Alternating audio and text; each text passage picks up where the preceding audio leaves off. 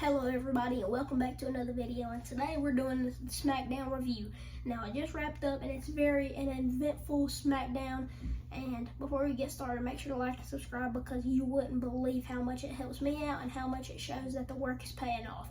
But let me quit rambling and let's get on to the SmackDown review. We started off the show with Nick Aldis giving Kevin Owens the ultimate warning and telling him that he has to give that one-wing championship back to him before the end of the night. And I'm pretty sure that he said that he wouldn't step foot in another WWE ring again if he didn't give it to him. So definitely high stakes for Kevin Owens, as later in the night we figure out that he does not give that championship to Nick Aldis. So what is next for him, we do not know.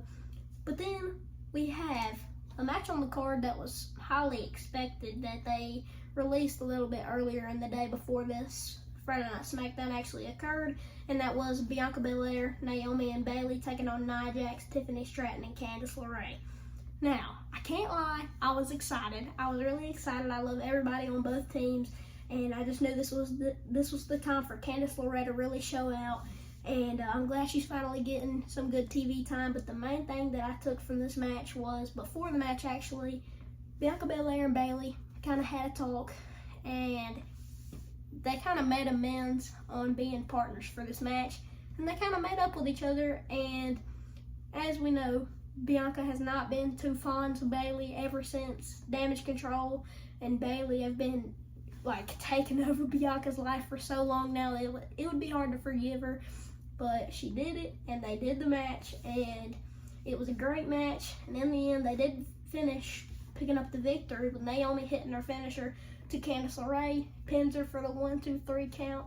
Great match, and overall, I would give it around 7.5 out of 10. It was nothing special, but it definitely goes down a little bit ratings because I just hate how they're putting these two parties against each other, and I just need some one-on-one matches between these two parties, because if we saw, either Bianca versus Tiffany, Naomi versus Candice, Bayley versus anybody would be a great match. So I just wish they would put each party's one-on-one each week to see how that pans out. And they need to do something about this because this rivalry's been going on for some time now. Then we had a backstage segment with Sami Zayn coming up to Nick Aldis and asking him if they could talk.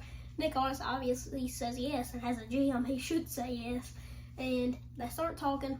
Carmelo Hayes interrupts it, and Sami Zayn kind of had his big bro moment in here.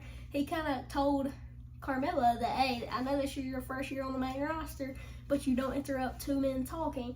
And then this led up to Sami versus Carmelo being announced for the main event that night. Then we had Braun Strowman versus Austin Theory, and to be honest, everybody knew that Braun Strowman had to win this because he's coming off of a return or a debut last week, and we just knew that there's nothing stopping this freight train until his momentum's over. And I think they should keep the momentum rolling because they took him out, and last time we saw him, I believe, was whenever he was teaming with Ricochet, and he was doing an awesome job. So I think it's great to take him back into WWE, and they're giving him a great start now.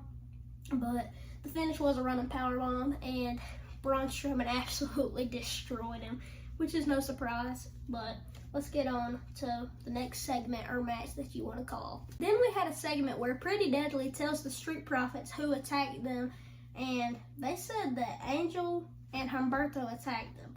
Now, obviously, there's no way they attacked them, because why would they? Angel and Humberto, I couldn't tell you the last time they got on TV, so why would they be involved in the storyline? Nobody knows.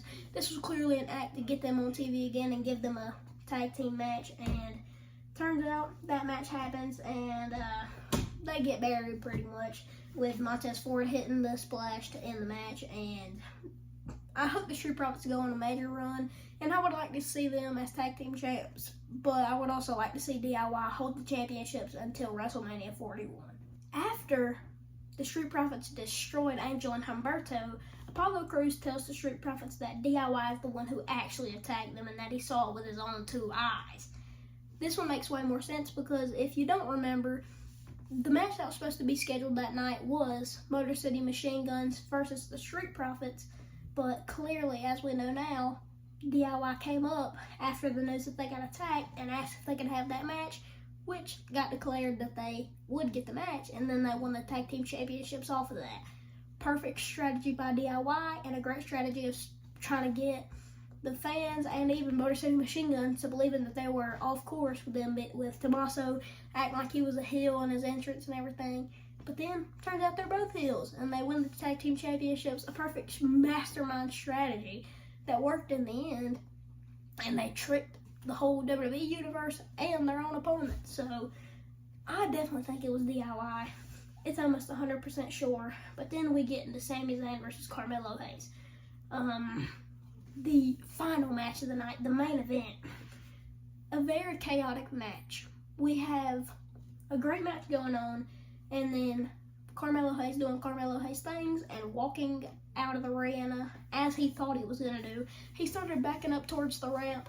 We hear Braun Strowman's music. Braun attacks Carmelo, but just a crazy plan, because as Braun's attacking Carmelo, the Bloodline attacks Sami, and which is crazy.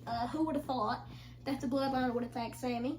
I mean, it's pretty obvious, but I did not think they would interfere in this match of all matches. But that happens, and it leads to an epic stare down. A stare down or match that we should get in the near future, and pretty much Braun came back out to the arena and stared down Jacob Fatu.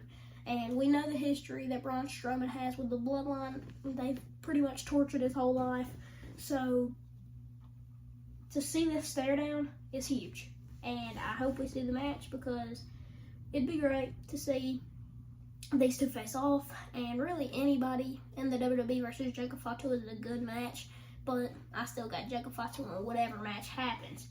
But then Kevin Owens comes out. And Sammy's still on the ground in the ring, so I'm like, yo, are we about to get a Sammy Kevin reunion here? But we didn't. It just turned out into a promo.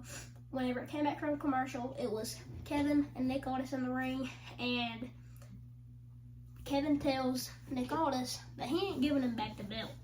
And Cody Rhodes comes out, and then Nick Aldis tells Cody Rhodes to not come any further, which nobody's abiding to that rule. So Cody comes into the ring, and then they both wanted a match with each other. So Cody lends out the idea that they should have a ladder match. Nick Aldis obviously buys into the idea and gives them a match, which is now announced at Royal Rumble 2025, and I cannot wait. It's going to be a ladder match with both those championships raised above the ring. Who is going to win them? Cody Rhodes, obviously. There's no way Kevin Owens holds it, and as we saw the rumors now, where maybe even Cody Rhodes versus John Cena at WrestleMania, it's probably not going to take place, because I'm pretty sure we're going to have Cody versus Rock, which we have to see at some time.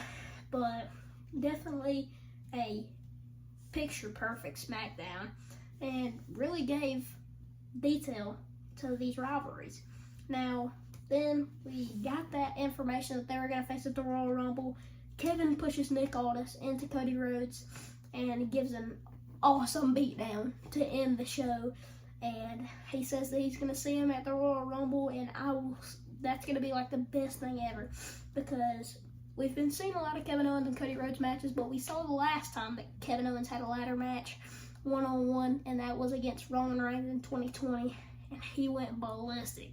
This was the match where Kevin Owens got ran over with a whole golf cart, and the same match that Roman Reigns got handcuffed to a steel post by Kevin Owens, and Paul Heyman saved Roman Reigns. And just crazy history between Cody Rhodes and Kevin Owens, but also the history between Kevin Owens and Cody Rhodes in ladder matches. They both have great history with ladder matches, and I'm excited to see two of the greatest superstars in WWE clash at the Royal Rumble.